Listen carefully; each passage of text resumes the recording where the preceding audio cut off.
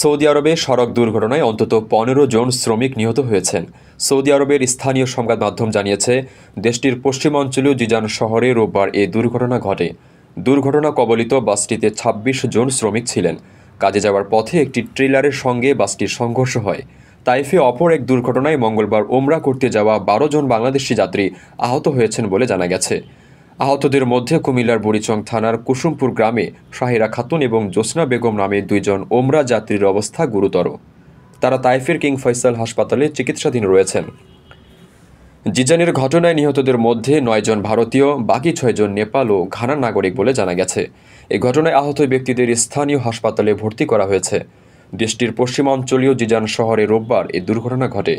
জেদ্দায় অবস্থিত ভারতীয় কনস্যুলেট দুর্ঘটনায় ভারতীয় নাগরিকদের মৃত্যুর বিষয়টি নিশ্চিত করেছে।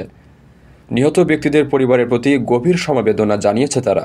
সৌদি রেড ক্রিসেন্টের মুখপাত্র আহমেদে আসিরি দেশটির রাষ্ট্রীয় বার্তা সংস্থা সৌদি প্রেস এজেন্সিকে বলেন, রোববার সকালে ৬টার কিছুক্ষণ আগে পবিত্র মক্কা নগরীর দক্ষিণে অবস্থিত আসির প্রদেশের ওয়াদি বিন হাসবাল এলাকায় এ ঘটনা ঘটে।